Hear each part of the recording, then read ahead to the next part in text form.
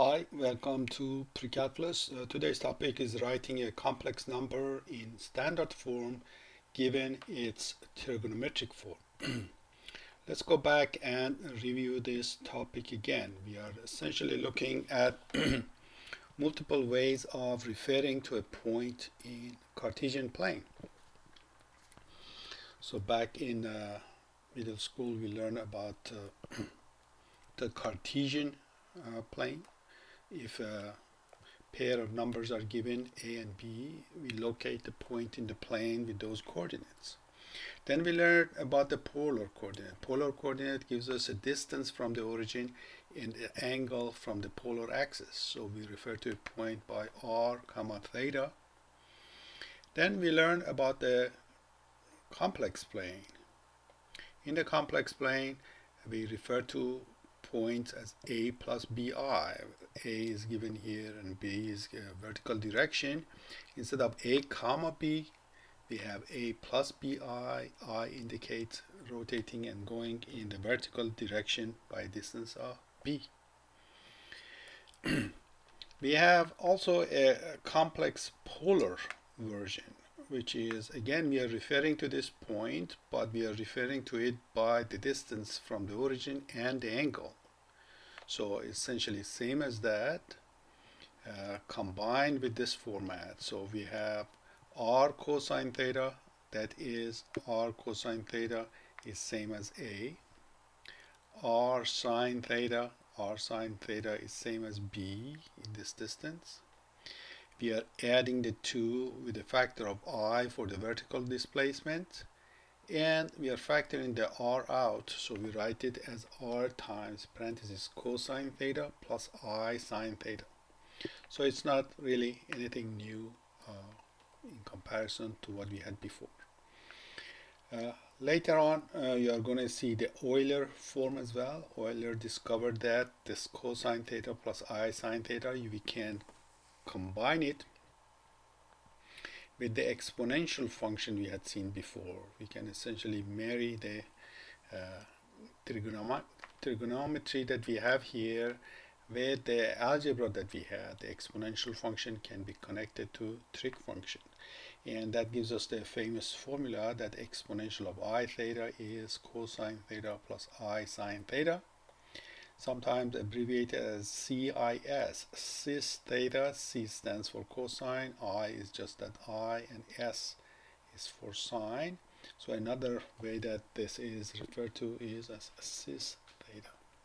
We are going to practice these four, and we are going to leave the Euler form for later on. Remember the transformation formulas that we had. A is r cosine theta, B is r sine theta.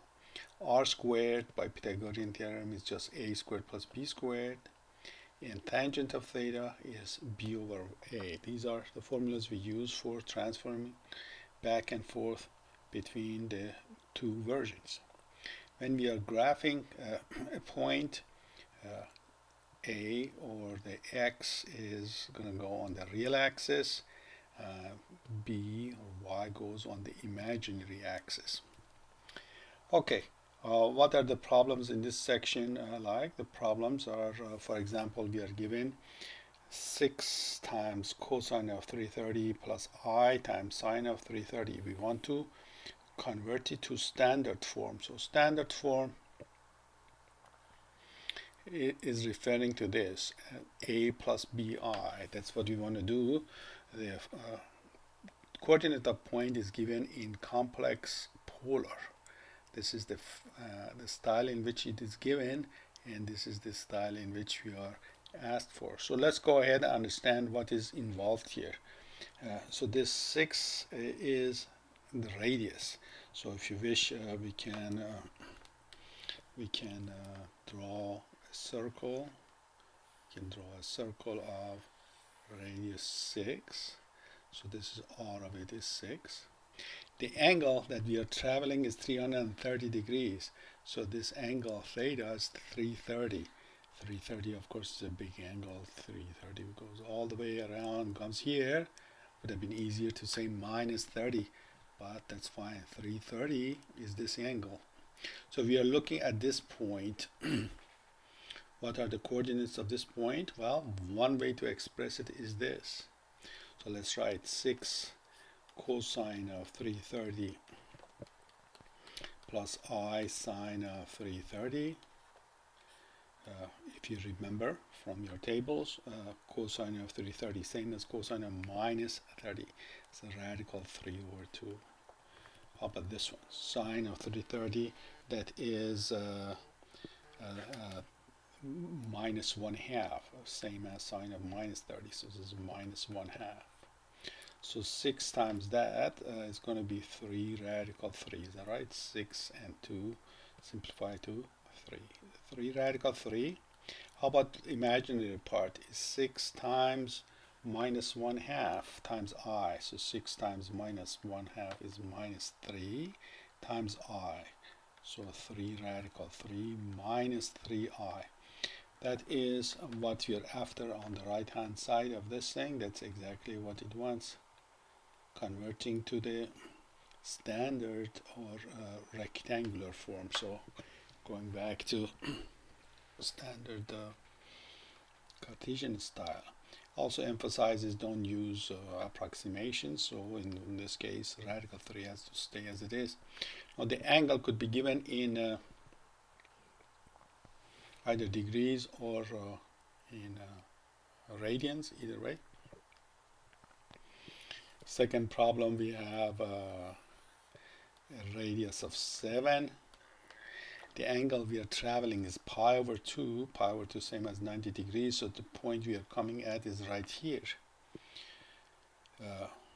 So what's cosine of pi over 2? Cosine of pi over 2, of course, is 0. Sine of pi over 2 is 1. Yeah, 7 times 0 is of course 0. We don't need to write that. 7 times 1 times I, that is just 7I. That's same as saying 0 plus 7I. So the problems are quite standard, straightforward, and conversion back and forth is going to be easy. The important thing is to see that these are all referring to the same point in a plane. Different styles of referring to the same point in a plane. These are some of the famous ones. There are still others out there.